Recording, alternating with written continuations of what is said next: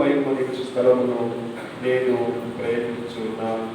ఇలా మనం చదువుకున్న దేవుని వాక్య భాగములో మరి కీర్తనకారుడు చెప్పిన ఒక మాటను మనము ధ్యానం చేస్తూ ఉన్నాం. అందులో మనం చదువుకున్న 26వ కీర్తన 5వ వచనంలో దుష్టుల సంఘము నాకు అసహ్యము అనే మాట మనం చూస్తున్నాం.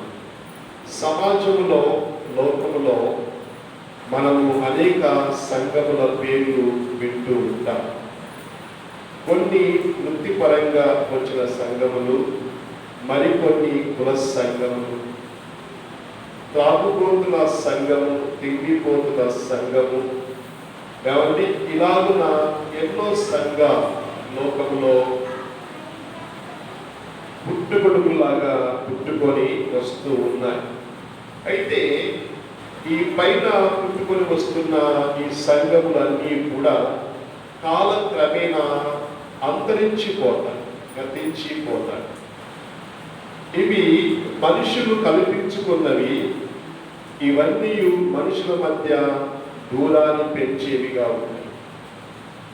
లోకములో కలుగుతున్న ఏర్పాటు చేయబడుతున్నవన్నీ కూడా మానవునికి మధ్యలో సంబంధ బాంధవ్యాలను దూరము చేస్తూ ఉన్నాయి.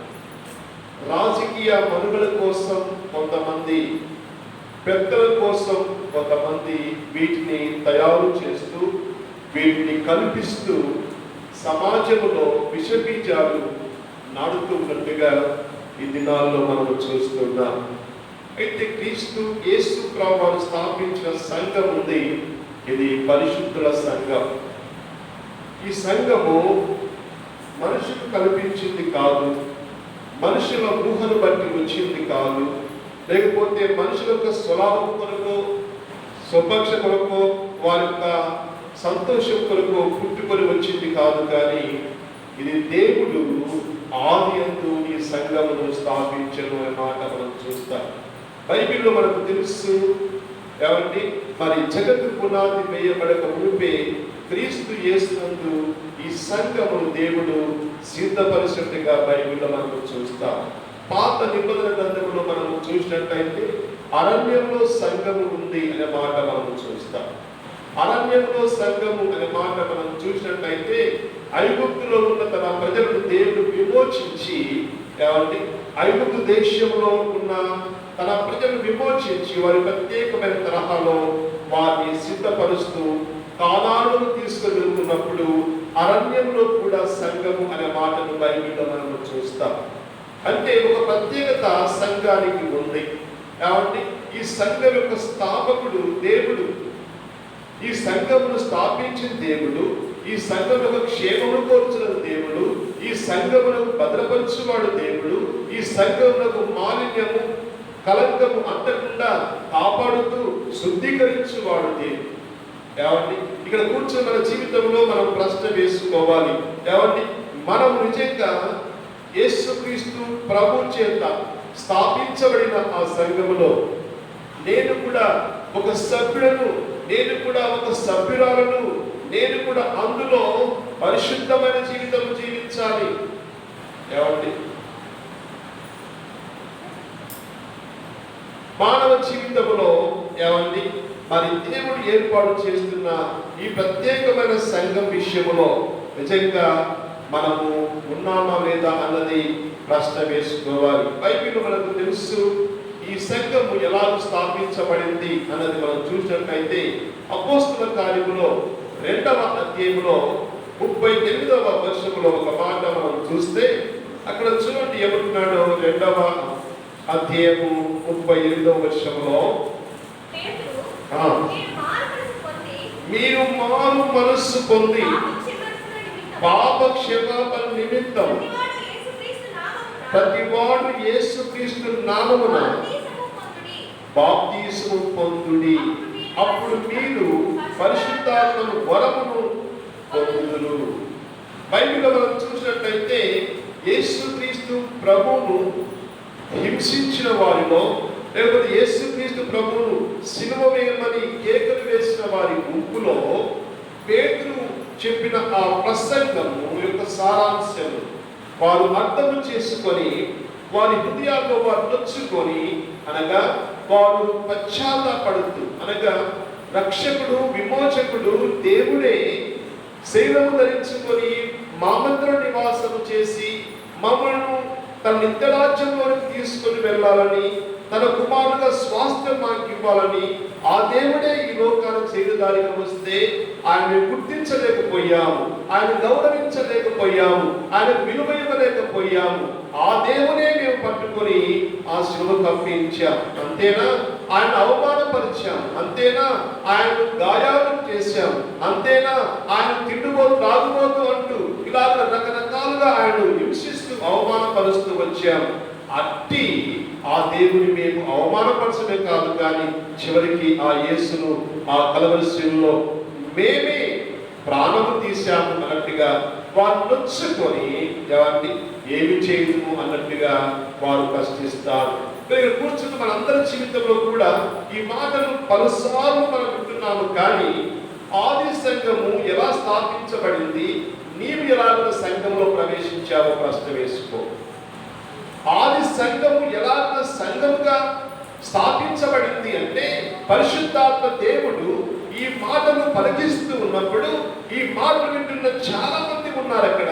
కానీ వారిలో ఒక్కసారిగా 3000 మంది వారు నొచ్చుకున్నారు. వారు చేసిన తప్పిదము, వారు చేసిన ద్రోహము, వారు చేసిన అన్యాయం వీటిని గూర్చి వారు నొచ్చుకొని పశ్చాత్తపడ్డప్పుడు అక్కడ సంఘము స్థాపించబడింది. సంఘ స్థాపన పరిశుద్ధాత్మ దేవుడు చేస్తున్నారు. సంఘ స్థాపన బైబిల్లో మనం చూసినట్లయితే యేసుక్రీస్తు ప్రభువాడు భూమి మీద ఉన్నప్పుడే ఆయన కొన్ని మాటలు చెప్పినట్టుగా మనం చూస్తున్నాం. పరిశుద్ధాత్ముడు మీ మీదికి వచ్చినప్పుడు మీరు శక్తిని పొందుకుంటారు. ఈ పరిశుద్ధాత్ముడు ఏం చేస్తున్నాడు అంటే సర్వసత్యంలోనికి నడిపిస్తాడు అన్న విషయాల గురించి మనము వింటూ వచ్చాం.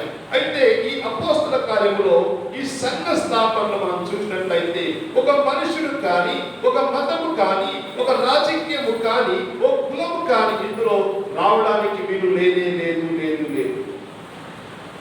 ఇది దేవుని చేత స్థాపించబడింది. దీనికి దేవుడే నాయకుడు, దీనికి దేవుడే ప్రభు. అందుకే అంటాడు భక్తుడు ఒక మాట చెప్తాడు, మనమందరం ఒకే విశ్వాసం కలిగి ఉన్నాం, మనమందరం ఒకే సంఘమును కలిగి ఉన్నాం, మనమందరము ఒకే దేవుని ఆరాధిస్తున్నాం, మనందరికీ ఒకే ప్రభు ఉన్నాడు అని బైబిల్లో మనం చూస్తాం. కనుక ఇక్కడ కూడి ఉన్న మనం ఒక ప్రశ్న వేసుకోవాలి. నిజంగా నీవు యేసుక్రీస్తు ప్రభువారు నీ కొరకు ఆ శిలువలో నీ పాప శాప మరణం కొరకు ప్రాణం పెట్టాడని, నీ పాపమే ఆయన శిలువ వేసిందని, నీ శాపము తీసుకెళ్ళడానికే ఆ ప్రభు నీకో శాపముగా మార్చబడ్డాడని నీ హృదయంలో నువ్వు విశ్వసించి పశ్చాత్తాపడ్డారు. పశ్చాత్తాపం చాలా అవసరం. పశ్చాత్తాపము లేకుండా, మారు మనస్సు లేకుండా నీవు ఎన్ని సంవత్సరములు ఉన్నా నీవు ఎలాంటి వాడు అంటే నీలో ఎలాంటి చలనం లేని వ్యక్తి అన్నమాట. చచ్చిపోయిన చేప ఆ నీటి యొక్క ప్రవాహంలో కొట్టుకొని పోతూ ఉంటుంది. కానీ బతికిన చేప ఏం చేస్తుందంటే ఆ నీటికి ఎదురుగా ఈదుకుంటూ వెళ్ళి అది బతుకురొట్టిగా మనం చూస్తూ ఉన్నాం. కనుక సంఘం ఎలా ఉండాలంటే లోకము కొట్టుకొని పోతూ ఉంది. లోకమనే ఈ లోకము, అందులో ఉన్న వారందరూ కూడా ఈ పాపమనే ప్రవాహంలో చచ్చిన వారుగా కొట్టుకొని పోతూ ఉండగా సంఘం ఎలాగా ఉండాలంటే వాటితో పాటు వినడం కాదు, కానీ ఒక ప్రత్యేకత సంతరించుకొని ప్రత్యేకమైన జీవితాలు జీవించాలి. ఇక్కడ బైబిల్లో మనం చూసినట్లయితే ప్రకటన గ్రంథంలోనికి వెళ్తే అక్కడ దేవుడు ఒక మాట చెప్తాడు. మనకు తెలుసు అయిన కొన్ని మాటలు నేను మీ ఇంటికి తీసుకొని వస్తాను. చూడండి, ప్రకటన గ్రంథములో 2వ అధ్యాయంలో కొన్ని మాటలు చదువుతున్నాను. చూడండి, చూడండి. ఎఫెసులో ఉన్న సంఘపు దూతకు ఇలాగు రాయము, 7 నక్షత్రములు తన కుడి చేత పట్టుకొని 7 దీపస్తంభముల మధ్య సంచరించువాడు చెప్పు సంగతులు ఏమనగా, నీ క్రియలను, నీ కష్టమును, నీ సహనమును నేను ఎరుగుదు. నీవు దుష్టులను సహింపలేవనియు అపోస్తలులు కాకయే తాము అపోస్తలని చెప్పుకుని వారిని పరీక్షించి వారు అబద్ధికులని కనుగొంటి మరియు నీవు సహనము కలిగి నా నామము నిమిత్తము భారము భరించి అలయలేదనియు నేను ఎరుగుదును. ప్రజలలో ఏమండి, యేసుక్రీస్తు ప్రభువారు లేకపోతే పరిశుద్ధాత్మ దేవుడు ఏమండి భక్తుని యోహంతో ఈ మాటను రాస్తూ ఉన్నారు. ఈ సంఘములు అనే మాట మనం చూసినట్లయితే ఈ 7 సంఘములను దేవుడు ముందు మనం ధ్యానం చేశాం. ప్రతి ఆన్లైన్లో ఈ సంఘాల గురించి మనం ధ్యానం చేశాం. మరి మీకు ఎంతమంది గుర్తుంది? ఏమండి, ఈ 7 సంఘాల గురించి ప్రతి ఆన్లైన్లో ఒక్కొక్క సంఘాల గురించి మనం ధ్యానం చేస్తూ వచ్చాం. అయితే ఇప్పుడు కొన్ని మాటలు మీ ముందు చాలా ఆశపడుతున్నాను. చూడండి, అంటున్నాడు 7 నక్షత్రములు తన కుడి చేత పట్టుకొని 7 దీపస్తముల మధ్య సంచరించువాడు చెప్పు సంగతులు ఏమనగా, అనగా దేవుడే 7 ఆత్మలు కలిగిన వాడు. ఏమండి, ఆ దేవుడే 7 దీపస్తముల మధ్య అనగా సంఘముల మధ్య ఏమండి ఆయన ప్రజల మధ్య ఆయన సంచరించువాడు. ఏమండి, ఆయన ఆత్మ ఉన్నాడు. ఆయన ఏం చేస్తున్నాడు అంటే ఆయన 7 సంఘముల మధ్య ఏమండి ఆయన సంచరిస్తున్నట్టుగా మనం చూస్తున్నాం. దేవుని ఆత్మ ఏమండి బైబిల్ మనం చూసినట్లయితే ఎవరైతే విశ్వాసం ఇచ్చారో, ఎవరైతే పాపమును గురించి పశ్చాత్తపడి ఒప్పుకొని విడిచిపెట్టారో అట్టి వారిలో దేవుని ఆత్మ ఉంటుంది. వారిలో దేవుని ఆత్మ ఉంటుంది. ఆత్మ వారిని నడిపిస్తున్నట్టుగా బైబిల్లో మనం చూస్తున్నాం. అందుకని బలము చేత, శక్తి చేత, జ్ఞానం చేత ఎవడు కూడా పరలోకం చేరడు, కానీ దేవుని ఆత్మ చేత నడిపించబడుతూ దేవుని స్వరూపానికి మార్చబడుతూ ప్రతిరోజు కూడా దేవుని పోలి నడుచుకోవాలని తప్పన ఆశ కలిగి ముందుకు సాగుతుంటారే అట్టి వారు మాత్రమే దేవుని రాజ్యమును సొంతము చేసుకుంటారు. ఏమండి, సంఘమునకున్న ఆ ప్రాముఖ్యతను మనం జ్ఞాపకం చేసుకున్నట్లయితే ఈ సంఘమును స్థాపించింది దేవుడు. ఈ సంఘం మధ్య సంచరిస్తుంది దేవుని ఆత్మ. ఈ సంఘమును ఏమండి మరి అన్ని విషయంలో కూడా ఏమండి ఆదరించే విషయంలో కావచ్చు, ప్రోత్సహించే విషయంలో కావచ్చు, బలపరిచే విషయంలో కావచ్చు, అన్నిటిలో కూడా దేవుడే ఉండి సంఘమును నడిపిస్తున్నట్టుగా మనం చూస్తున్నాం. ఈరోజు చాలా మంది మేము కూడా సంఘం అండి అని చెబుతూ ఉంటారు. మేము కూడా యేసు ప్రభువుని విశ్వాసం ఉంచామండి, మేము కూడా సంఘములకు మందిరములకు వెళుతున్నామండి అని చెబుతున్నారు. కానీ ఆత్మ చేత నడిపించబడుతున్నావా? దేవుని ఆత్మ చేత ఆనాడు ఆది సంఘము ఒప్పించబడి వారు వేరుగా జీవించారు. మనకు తెలుసు 41వ వచనంలో మనం చూస్తే 2వ అధ్యాయము 41లో మనం చూసినట్లయితే అక్కడ ఒక మాట చెప్తాడు పేతురు భక్తుడు. ఏమంటాడంటే, మూర్ఖులైన ఈ ఒక్క జనములకు వేరై ఉండి మీ రక్షణను కొనసాగించండి అంటాడు. నీవు కూడా ఎన్నో సంఘాల్లో సభ్యుడిగా ఉన్నామేమో నాకు తెలియదు. లోకంలో అవన్నీ విడిచిపెట్ట. లోకంలో ఉన్న సంఘములకు ఒకప్పుడు సభ్యుడిగా ఉన్నావేమో, లోకంలో ఉన్న ఆ సంఘాలలో నీవు కూడా ఒక తరహాలో నువ్వు కూడా ప్రవేశించి మాట్లాడుతూ వచ్చావేమో నాకు తెలియదు. కానీ క్రీస్తునందు విశ్వాసం వచ్చిన వారు ఆ సంఘములో ఎన్నడూ ఉండరా. ఆ సంఘములకు దేవుని సంఘానికి పొత్తు కుదరనే. అది లోక సంబంధమైంది, ఈ సంఘము పర సంబంధమైంది. ఇది అశాశ్వతమైనది, ఈ సంఘము శాశ్వతముగా ఉంది. అందులో ఉన్నవారు నశించిపోతారు, నరకానికి వెళ్తారు. ఇందులో ఉన్నవారు నిత్యరాజ్యముల విధుగాలు ఉండబోతున్నారు. కనుక పర్మనెంట్ స్ట్రక్చర్ ఏంటి అంటే దేవుని సంఘం. మనమందరం కూడా పర్మనెంట్ గా ఉండాలని దేవుని యొక్క సంకల్పం.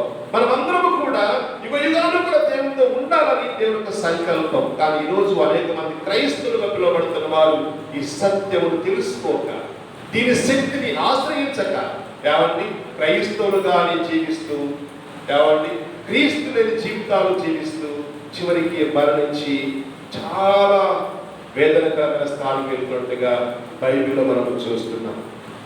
ఒక భక్తుడు చెప్పిన మాటలు మేము చూస్తాం. ఏమండి, దేవుని సంఘం ఎలాగ ఉండాలంటే దేవుని చేత ఏమండి దేవుని పైన ఆధారపడాలి. నంబర్ 2 ఏంటంటే దేవుని యందు ఆనందిస్తూ ఉండాలి. నంబర్ 3 ఏంటంటే దేవుని చేత ఏమండి మరి నడిపించబడుతూ ఉండాలి. 4వది ఏంటంటే దేవుని శక్తిని పొందుకుంటూ దేవుని సంఘము ఈ 4 విషయములు ఎప్పుడు కూడా కలిగి ఉండాలి. దేవుని మీద ఆధారపడాలి, ఏమండి ఆ దేవుని యందు ఆనందిస్తూ ఉండాలి, దేవుని చేత నడిపించబడుతూ ఉండాలి, దేవుని శక్తిని పొందుకుంటూ ఉండాలి. కానీ ఈ రోజున పైకి భక్తి కలిగిన వారు క్రైస్తవులు కనబడుతున్నారు, కానీ ఈ శక్తి కలిగిన మాటలు కలిగి జీవించే వారు ఉన్నారా? ఏమండి ఎందుకు వస్తారు మందిరానికి అంటే వెళ్ళాలి కదండి, ఎందుకు వెళ్తున్నారు మీరు అంటే మేము క్రైస్తవులం అండి. ఎందుకు వెళ్తున్నారమ్మా ఈ సమయానికి అంటే వెళ్ళకపోతే పాస్టర్ అడుగుతారేమోనండి. ఇవన్నీ లోకస్తులు చేసి దేవుని బిడ్డలుగా ఎలా ఉండాలంటే ఏమండి హృదయములో పశ్చాత్తాపం. నేను మందిరంలో వెళ్ళలేకపోతుని, సహవాసం చేయలేకపోతుని, పరిశుద్ధుల గుంపులో కూర్చోలేకపోతుని, పరిశుద్ధుల సహవాసాన్ని కోల్పోయాను ఈరోజు. పరిశుద్ధుల సంఘం, పరిశుద్ధుల సహవాసం ఇది. ఏమండి సంఘము అన్నది అది పరిశుద్ధులు కూడుకున్న సంఘం. ఏమండి బైబిల్ మనం చూసినట్లయితే ఏమండి చాలా మంది ఈ సత్యాన్ని మర్చిపోతారు. చూడండి ఈ ఎఫెస్ సంఘాన్ని గురించి ఒక మాటను బైబిల్ మనం చూద్దాం. చూడండి ఏమంటున్నాడు 2వ అధ్యాయంలో 2వ వచనం చదువుతున్నాను. నీ క్రియలను, నీ కష్టమును, నీ సహనమును నేను ఎరుగుదును. రైతులో దేవుని సంఘాన్ని గురించి, ఎఫెస్ సంఘమును గురించి పరిశుద్ధాత్మ దేవుడు రాస్తున్న మాటలు ఏమిటి అంటే ఏమండి నీ క్రియలు, నీ కష్టము, నీ సహనము నేను ఎరుగుదును. దేవుని సంఘము ఏమండి ఏమి కలిగి ఉండాలి? క్రియలు కలిగి ఉండాలి. నేను విశ్వాసం ఇచ్చాను అని చెప్తున్న సంఘం ఏమి కలిగి ఉండాలి? క్రియలు కలిగి ఉండాలి. అందుకని తెస్సలోనిక రాసిన సంఘం, తెస్సలోనిక పత్రిక 1వ అధ్యాయము 3వ వచనం మనం చూస్తే చూడండి. మొదటి తెస్సలోనిక రాసిన పత్రిక 1వ అధ్యాయము 3వ వచనం చూస్తే నీ ప్రయాసమును విశ్వాసంతో కూడిన విశ్వాసముతో కూడిన మీ పనిని, ప్రేమతో కూడిన మీ ప్రయాసమును, మీ ఓర్పు. చూడండి ఇవన్నీ కూడా మనం చూసినట్లయితే సంఘము విశ్వాసం వచ్చింది అని చెప్తుంది, కానీ క్రియలు కలిగి ఉన్నామా? పని కలిగి ఉన్నామా? ఏమండి మందిరంలో పని ఉంది నీకు.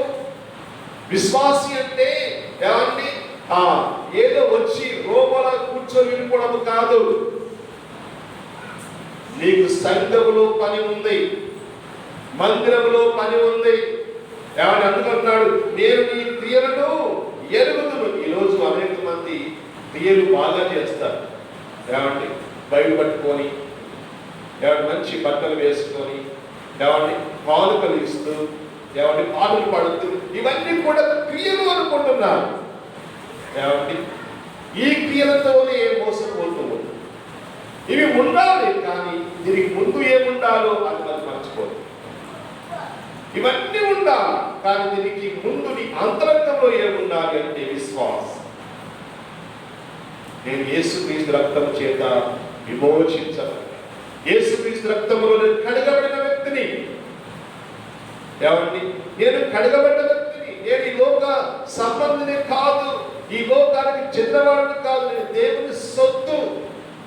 ఏమండి ఒక విశ్వాసి ప్రతిరోజు కూడా ఈ విషయాన్ని జ్ఞాపకం చేసుకుంటూ ప్రభువును స్తుతిస్తూ, నేను లోకములో శాపములో పాపము నశించిపోతుంటే దేవుడే తన దయచేతను రక్షించాడు. చూడండి ఆ రోజు చాలా మంది ఉన్నారు అక్కడ అపోస్తలులను మనం చూసినట్లయితే, కానీ వీరు మాత్రమే ఏం చేశారు తెలుసా? మూర్ఖులైన వక్రజనములకు వేరుగా ఉన్నారు సుమా, యూదులైన వారికి వేరుగా జీవించారు సుమా. అందుకని యోహాను సువార్త 12వ అధ్యాయము 8-9 చూసినట్లయితే చూడండి. యోహాను సువార్త 12వ అధ్యాయం 8-9 చూడగా, బీదలు ఎల్లప్పుడు ఉండునని చెప్పాను. కాబట్టి యూదులలో సామాన్య జనులు ఆయన అక్కడ ఉన్నాడని తెలుసుకొని యేసును చూచుటకు మాత్రమే కాక యూదులో నుండి ఆయన లేపిన లాజరు కూడా చూడవచ్చింది. లాజరు ఇంతకు ముందు ఊరిలో ఉండేవాడు, సంఘములో, ఊర్లో ఉన్న సంఘాలు, ఊర్లో ఉన్న పోకిరి సంఘాలు, ఊర్లో ఉన్న త్రాగోలు సంఘాలు, ఏమండి ఈ పోకిరిలో ఉన్న అందులో ఉండేవాడు. కానీ ఇప్పుడు ఎక్కడ ఉన్నాడు అంటే ఏమండి యేసు క్రీస్తుతో పాటు కూర్చొని, అందుకే చూడడానికి వచ్చారు లాజరు. లాజరులో ఏముందని చూడడానికి వచ్చారంటే లాజరులో ఒక గొప్ప వ్యత్యాసం ఉంది. చనిపోయిన వాడు బతికాడు. బతికవాడు ఎందుకు కూర్చున్నాడు? మా గుంపులో కూర్చోలా, మా సంఘంలోకి రాలా, మా కులంలోకి రాలా, మా మతంలోకి రాలా. ఎవరు ఎక్కడ కూర్చోండి? ఇప్పుడు యేసుతో కూర్చో. మనము కూడా నిన్ను చూడాలి. నీ వీధి వారు, నీ ఇంటిలో ఉన్నవారు, నీతో పనిచేసేవారు నిన్ను చూడాలి, ప్రత్యేకత చూడాలి. నీలో విశ్వాసం అంటావు, అవిశ్వాసం అంటే భయంకరంగా జీవిస్తాం, అవిశ్వాసం అంటే భయంకర బూతులు మాట్లాడతాం, అవిశ్వాసం అంటే భయంకరంగా సినిమాలు చూస్తాం. ఎంత పాపము తెలుసా? సంఘ స్థాపనలో ఏమంటే సంఘంలో ఉన్న వారి గురించిన మాట మనం చూసినట్లయితే అది మనకు బాగా తెలుసు. ఎఫెసీ పత్రిక 5వ అధ్యాయము 22 నుంచి మనం చూస్తే 27వ వచనం చూద్దాం. చూడండి, ఎఫెసీ పత్రిక 5వ అధ్యాయము.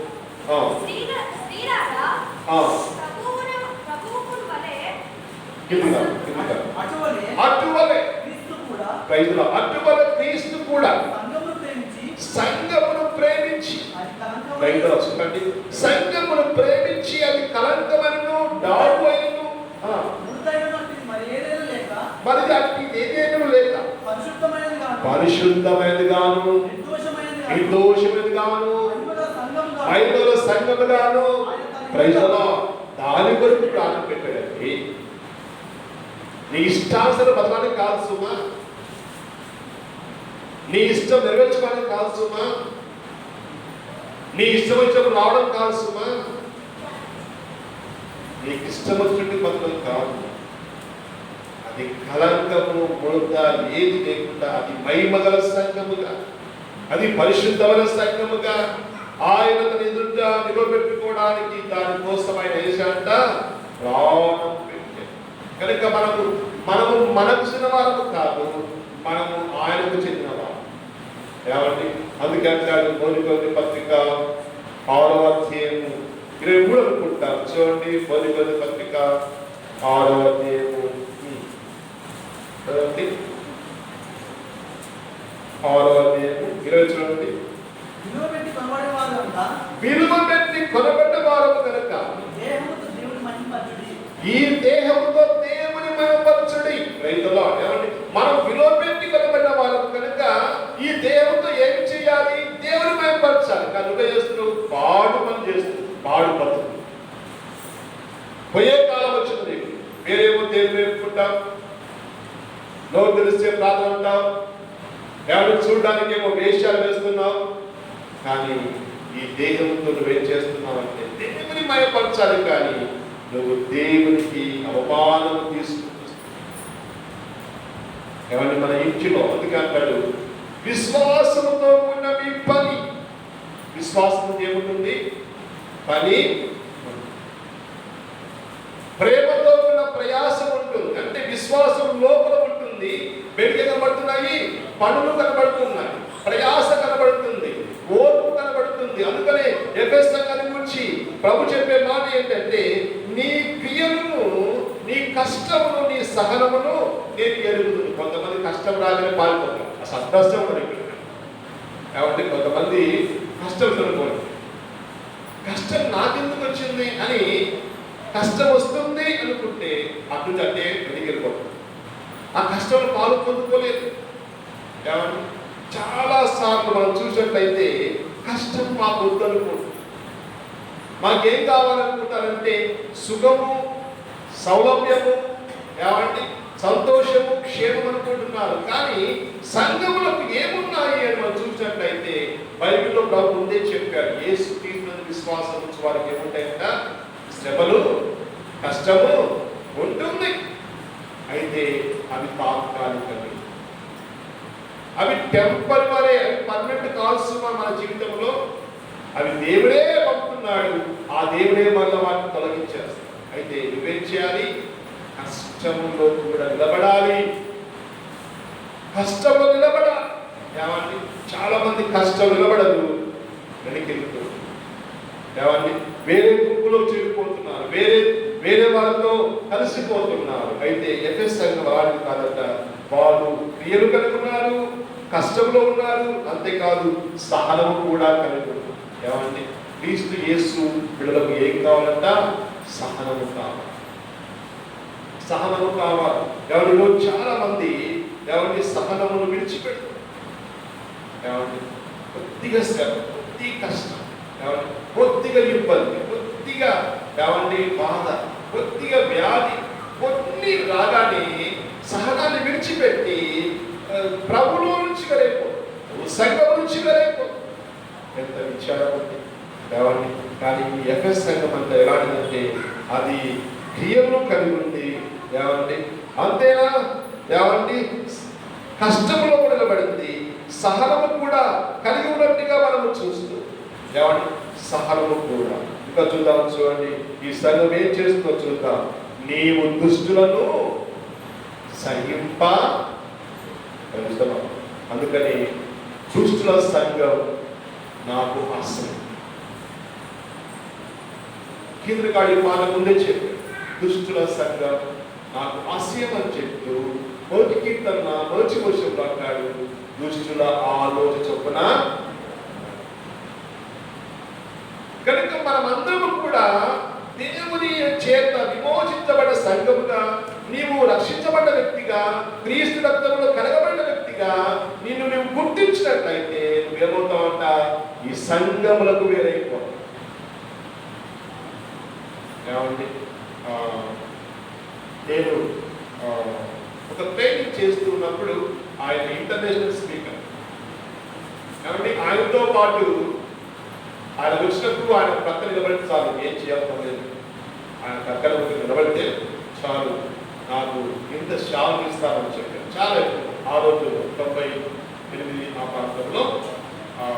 ఆయన వచ్చేది ఇక్కడికి ఓన్లీ ఒక 3 days ఉంటాడు. అలా కొన్ని ప్రోగ్రామ్స్ ఉంటాయి, మీటింగ్స్ ఉంటాయి. ఆ మీటింగ్లో ఆయన ప్రక్కన నిలబడాలంటే, అలా నిలబడితే మీకు ఇంత జీవితం ఇస్తామని చెప్పారు.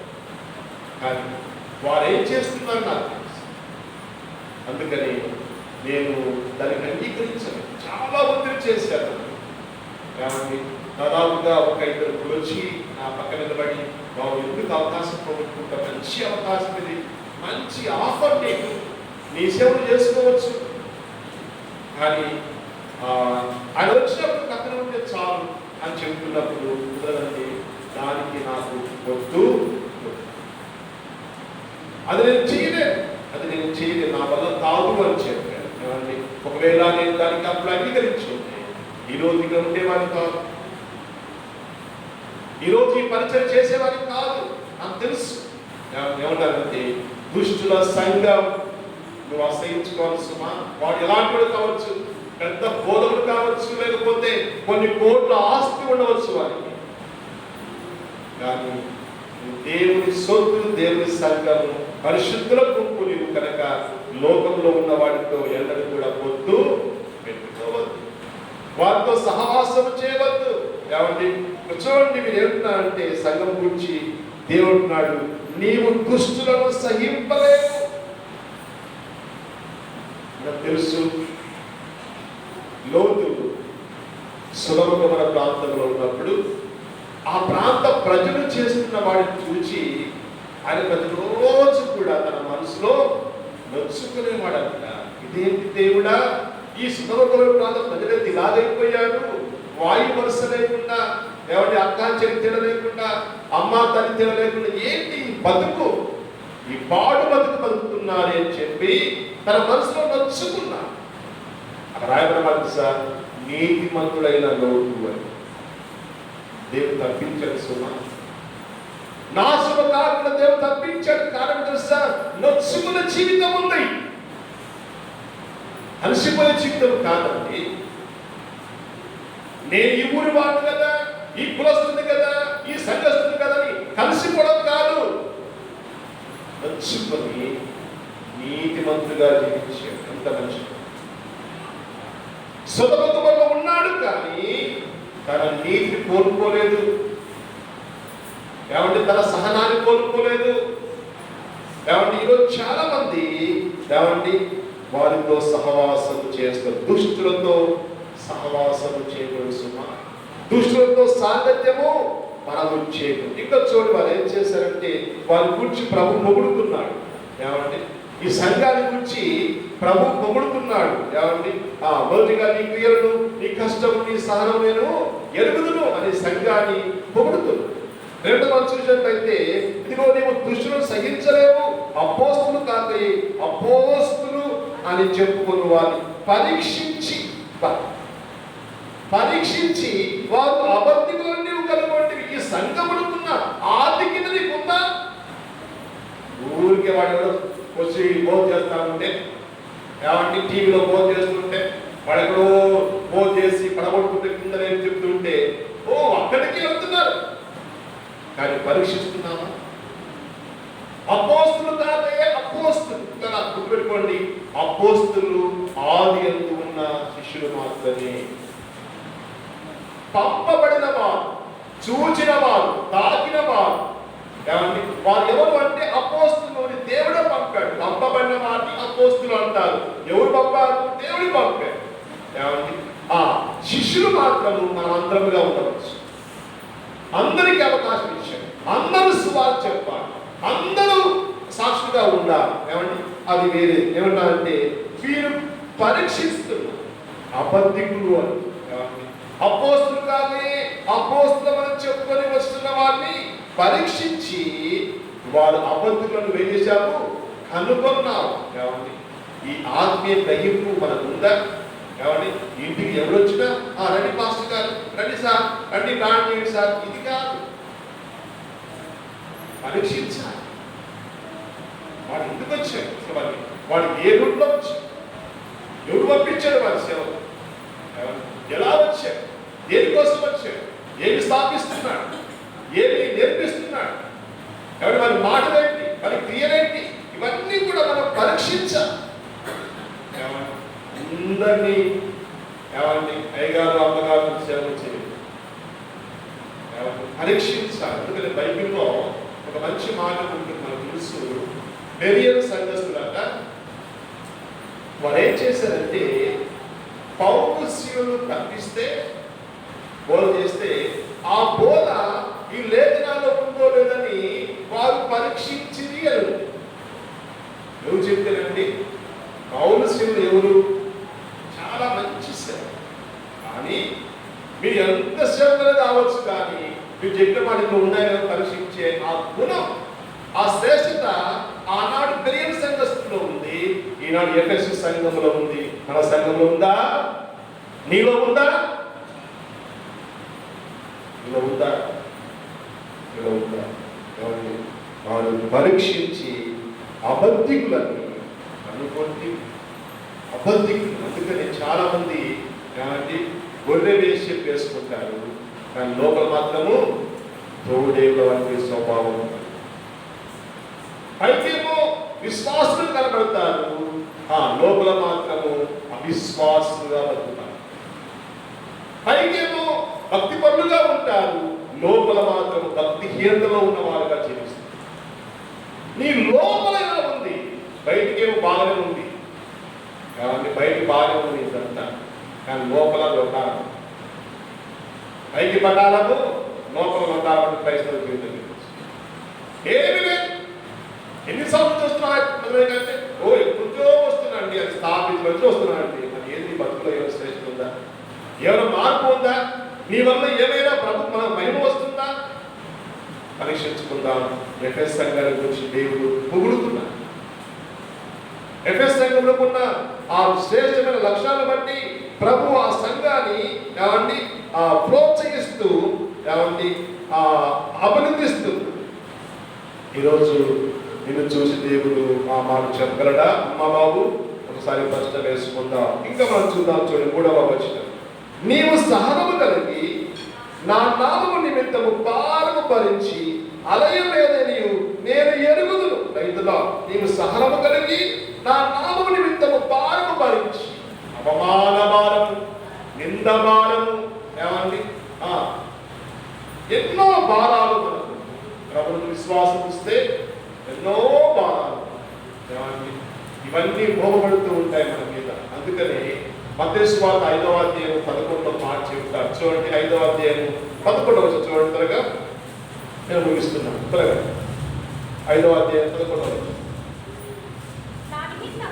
నా నిమిత్తం జనులు మిమ్మల్ని నిందించి హింసించి మీ మీద అబద్ధపు మాటలు చెడ్డ మాటలు పలుకున్నప్పుడు రైతులాడు. ఎఫెసు సంఘమును గురించి ప్రభు చెప్తున్న మాట ఏంటంటే, మీరు నా నామము నిమిత్తము భారము భరించారు. రైతులాడు, ఆయన విశ్వాసం ఉంచిన మన మీద లోకము అనేకమైన అబద్ధములు ఏమండి అనేకమైన నెపములు అనేకమైన మన మీద మోపుతూ ఉంటుంది. అయితే మనం ఏం చేయాలంటే మన సహనమును మనము కోరుకోకూడదు. ఏమండి అంటున్నాడు, నీవు నా నిమిత్తము భరించాను. ఏమండి నువ్వు అలయలేదు, ఏమండి పారిపోలేదు పిరికి పందలాగా. ఏమండి చాలా మంది పారిపోతూ ఉంటారు. నాగండి పరిసరికి అంటే అక్కడికి నేను వెళ్ళనండి, నువ్వు వాకి చెప్పిన నేను వెళ్ళనండి అంటే నువ్వు పిరిపోడు అన్నమాట. నీకు నిజంగా విశ్వాసం అయితే ఏమండి నువ్వేమవ్వాలి? ఏమండి దేవుని శక్తిని కలిగి ఉంటారు. ఆ దేవుని శక్తి ఎలా వస్తుంది? నేను ఇంతకు చెప్పాను. ఏమండి వాటిని మనము కలిగి ఉంటే అవన్నీ మన జీవితంలో ప్రభువు మనకు అనుగ్రహిస్తుంది. ఏమండి అందుకని ఈ సంఘాన్ని గురించి ప్రభు అంటున్నాడు, నా నామము నిమిత్తం. అందుకని 5వ అధ్యాయం 11లో నా నిమిత్తము కొందరు వేస్తాడు, అవమానపరుస్తారు, నిందిస్తారు, అబద్ధపు మాట ఏమండి లేనిపోని కనిపించి చెబుతూ ఉంటారు. అలాంటప్పుడు మీరు ఏం చేయాలంటే నా నిమిత్తం కనుక మీరు ఏం చేయాలి? వాటిని భరించాలి, సహించాలి, సంతోషించాలి, గంతులు వేయండి. ఎంత మంచి మాట అండి, ఎంత మంచి మాట. కనుక ఎఫెసు సంఘాన్ని గురించి ప్రభువారు ఆ సంఘములకున్న సుగుణ, ఆ సంఘములకున్న శ్రేష్టత చెబుతూ ఏమండి ఇప్పుడు ఆ సంఘం మీద ఒక నెపమును మోపుతున్నాడు. చూడ ఆ మాట చెప్పి నేను ముగిస్తాను. 4వ వచనంలో అయినను అనే మాట. ఇన్ని శ్రేష్ఠ గుణములు సంఘానికి ఉన్నాయి, ఇంత ఆధిక్యత ఈ సంఘానికి ఉంది. అయినను మొదట నీకుండిన ప్రేమను నీవు వదిలితివని నేను నీ మీద తప్పు ఒకటి మోపవలసి వచ్చింది. ఏమండి ఈ సంఘ స్థాపకుడు దేవుడు, ఈ సంఘక్షేమం కోరువాడు దేవుడు, ఈ సంఘం బలపరచువాడు దేవుడు, ఈ సంఘంలో ఉన్న బలహీనల గురించి చెప్పువాడు కూడా, దానికి ఉన్న ఆధిక్యతలు శ్రేష్టము సుగుణాల గురించి చెప్పిన ఆ దేవుడు దానికి ఉన్న బలహీనలు కూడా చూపిస్తుంది. ఈరోజు నా సేవకుడు కానీ సేవకురాలు కానీ తోటి విశ్వాసం కానీ బలహీనలు చెబితే అస్సలు ఇష్టపడు. చాలాసార్లు చెప్పడానికి కూడా అవకాశం ఇవ్వడం చాలా మంది సంఘస్థులు. నీ బలహీనతను గురించి నీ తోటి వారికి తెలుస్తుంది, కానీ నీకెన్నడూ తెలియదు సుమా. నువ్వు బాగానే ఉంటావు. ఏమంటే పిల్లలు ఉంటారు కదా, తాగేటప్పుడు నన్ను ఎవరు చూడడం లేదనుకుంటారు. అందరూ చూస్తూ ఉంటారు. కనుక నీ లోపములు నీ బలహీనతలను గురించి చెప్పేవారు నీకు ఉండాలి సుమా. దేవుడు చెబుతున్నాడు, అసలు లెక్కే చేయవు. వాక్యం దేవుడికి స్పష్టంగా చెప్తాడు, కానీ దాని గురించి పట్టించుకోవు. పోనీ తోటి విశ్వాసి సేవకుడు చెప్తున్నాడు, అవే తీసుకుంటున్నావా? అవి తీసుకో. చూడండి, అయినను మొదట నీకుండిన ప్రేమను నీవు వదులుతీవి అని నీ మీద నేను తప్పు ఒకటి మోపవలసి ఉంది. మొదటి ప్రేమ ఏమండి? మొదటి ప్రేమ ఎవరికి ఇవ్వాలి? మనము ఎవరికి ఇవ్వాలి? యేసుక్రీస్తు ప్రభువుకి. ఇప్పుడు ఆ ప్రేమ పోయి, ఆ మొదటి ప్రేమ పోయి, ఆ మొదటి ఉన్న ఆ ప్రేమ అంటే రక్షించబడ్డ ఆ తొలితనంలో ఎలా ఉంటారు అంటే, దేవుడే నా సర్వస్వం అండి, మందిరమే ఇక నా ఇల్లండి, విశ్వాసమే నా బంధువులండి ఇలా చెప్తారు. కానీ రోజులు గడిచే కొద్ది ఏమవుతుందంటే ఆ ప్రేమ సహవాసం వచ్చినట్టు. ఎందుకంటే లోకంతో స్నేహం, లోకంతో సంబంధాలు, లోకాన్ని ప్రేమించడం. అందుకనే ఒక భక్తుడు ఇలా చెప్పాడంట, సంఘం ఎక్కడుందయ్యా అంటే సంఘం లోకం చూడని చెప్పాడంట. సంఘం ఎక్కడుందని అడిగితే సంఘం ఎక్కడుందంట? లోకంలో ఉందని చెప్పాడంట. మరి లోకం ఎక్కడుందయ్యా అంటే సంఘంలో ఉండి చూడాలంట. మీకు అర్థమైందా? సంఘం ఎక్కడుందంట? లోకంలో కలిసిపోయింది. లోకం ఎక్కడుందంట? సంఘంలో వచ్చి కూర్చుంది. ఈరోజు మన బతుకది, మన బతుకు ఎలా ఉందంటే ఏమంటే లోకంతో కలిసిపోయింది.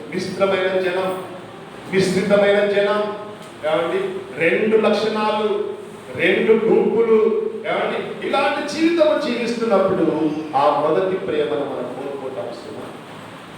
ఆ ప్రేమ దేవుడు కోరుకుంటున్నాడు. ఆ మొదట ఉన్న ప్రేమ, ఆ మొదట ఉన్న విశ్వాసం, ఆ మొదట ఉన్న ప్రార్థన, ఆ మొదట ఉన్న ఆ భక్తి పెట్టు, ఆ మొదట ఉన్న నా మీద ఆనుకోవడము, ఇవన్నీ ఏమైపోయాయి ఇప్పుడు నీలో?